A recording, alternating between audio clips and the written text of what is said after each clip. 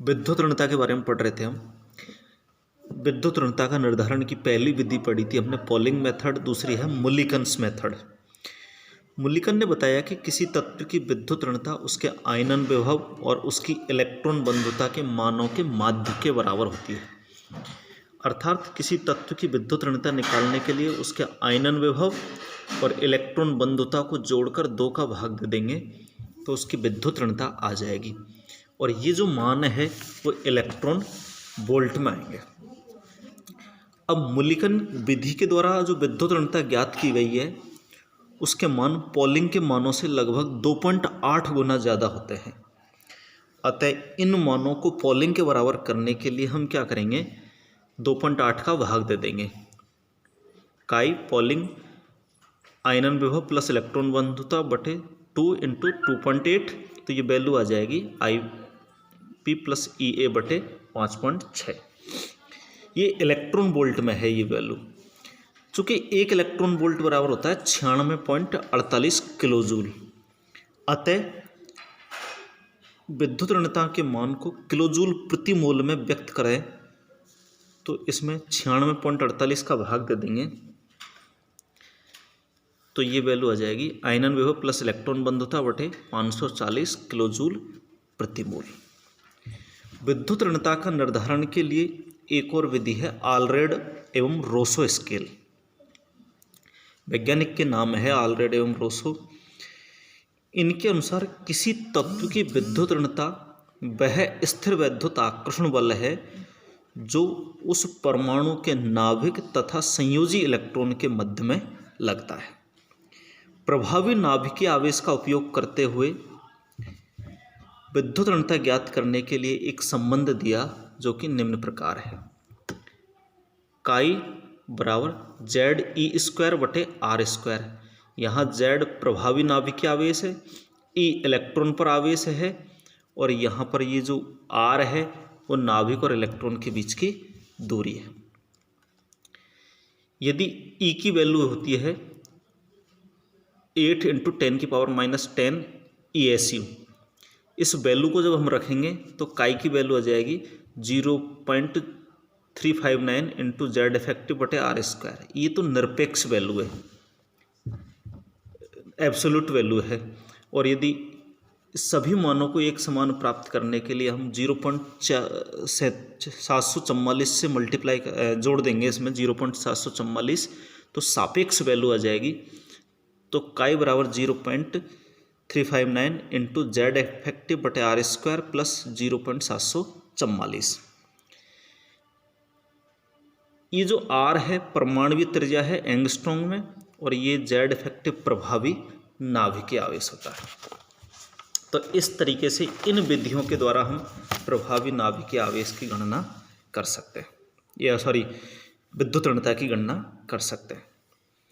Next है विद्युत ऋणता को प्रभावित करने वाले कारक। अब हम उन कारकों के बारे में अध्ययन करेंगे जो कि विद्युत ऋणता को प्रभावित करते हैं। नंबर 1 है ऑक्सीकरण अवस्था। किसी परमाणु की प्लस ऑक्सीकरण अवस्था बढ़ने के साथ साथ उसकी विद्युत ऋणता का मान बढ़ता जाता है। अर्थात परमाणु पर, तत्व पर जैसे जैसे पॉजिटिव चार्ज बढ़ेगा उसकी विद्युत ऋणता का मान बढ़ता जाएगा, और नेगेटिव चार्ज बढ़ने पर विद्युत ऋणता का मान घटता जाता है। जैसे देखो टाइटेनियम प्लस की तुलना में टाइटेनियम 3+ की विद्युत ऋणता ज़्यादा होती है। इसकी 1.62 तो इसकी होती है 2.04। नेक्स्ट है प्रभावी नाभिकीय आवेश। देखो विद्युत ऋणता इलेक्ट्रॉनों को आकर्षित करने की प्रवृत्ति है, अतः जैसे जैसे किसी परमाणु पर प्रभावी नाभिकीय आवेश का मान बढ़ेगा विद्युत ऋणता का मान भी बढ़ता चला जाएगा। नेक्स्ट है परमाणुवीय आकार। देखिएगा जब किसी परमाणु का आकार बढ़ेगा तो नाभिक और बाह्यतम कोश के इलेक्ट्रॉनों के बीच की दूरी बढ़ जाएगी, जिससे कि उनमें आकर्षण कम हो जाएगा, और जब नाभिक और इलेक्ट्रॉनों के बीच में आकर्षण कम हो जाएगा तो विद्युत ऋणता का मान भी कम हो जाता है। परमाणु की संकर्ण अवस्था भी विद्युत ऋणता को प्रभावित करती है। किसी तत्व के संकरण में या किसी परमाणु के संकरण में एस कक्षक के गुण जितने ज़्यादा होंगे उसकी विद्युत ऋणता उतनी अधिक होगी, क्योंकि एस कक्षक नाभिक के अधिक नज़दीक होने के कारण उसके इलेक्ट्रॉनों पर नाभिक का आकर्षण अधिक होता है। अतः कार्बन, माना कि कार्बन परमाणु लिया जाए जो कि sp3, sp2 और sp संकृत अवस्था में है, तो उसकी विद्युत ऋणताओं के मान 2.48, 2.75 और 3.25 होगा। अर्थात sp3 संकृत कार्बन की तुलना में sp संकृत कार्बन की विद्युत ऋणता अधिक होती है। नेक्स्ट है विद्युत ऋणता में आवर्तता, और ये जो वैल्यू दे रखी है, ये वैल्यू ऑलरेड व रोसो के स्केल के अनुसार मापी गई है। इन वैल्यूज को यदि हम देखें तो एक आवर्त में बाईं ओर से दाईं ओर जाएं तो विद्युत ऋणता का मान बढ़ता जा रहा है। अब आप ध्यान दीजिएगा, लिथियम से लेकर फ्लोरीन तक बढ़ते हैं हम तो विद्युत ऋणता का मान बढ़ता जाता है।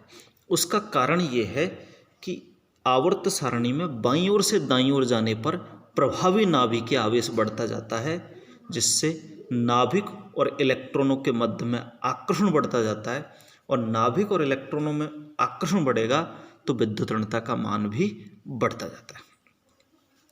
इसी प्रकार यदि वर्ग की बात करें तो एक वर्ग में ऊपर से नीचे की ओर जाते हैं तो विद्युत ऋणता का मान घटता जाता है, क्योंकि एक वर्ग में ऊपर से नीचे की ओर जाते हैं तो कोष बढ़ते हैं, और कोष बढ़ने पर परमाणुओं का आकार बढ़ता है, और जैसे जैसे परमाणु का आकार बढ़ेगा नाभिकीय आकर्षण कम होगा, नाभिकीय आकर्षण कम होगा तो विद्युत ऋणता का मान भी कम हो जाएगा। आप देखिएगा लिथियम से लेकर के सीजियम तक जाते हैं तो विद्युत ऋणता का मान कम होता जाता है।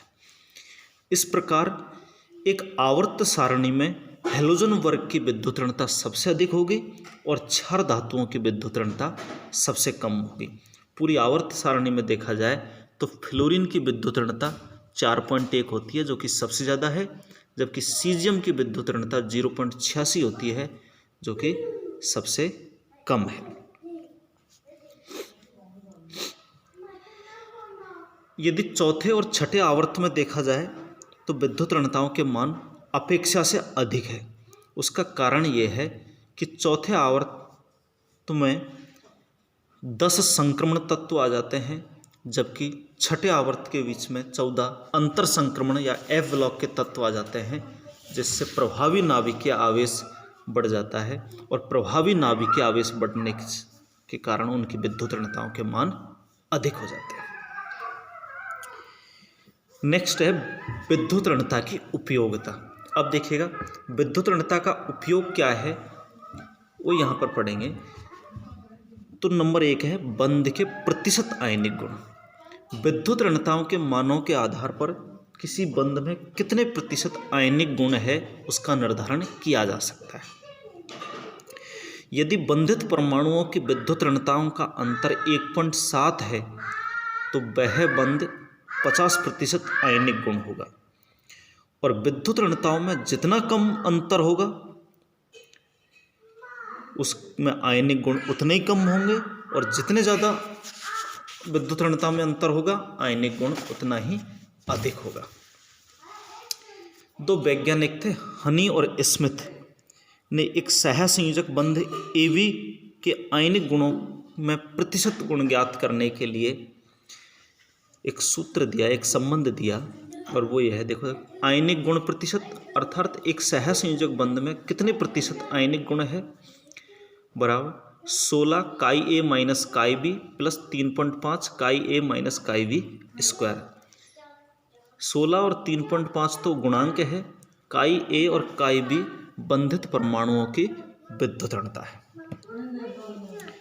नेक्स्ट है बंध का स्थायित्व।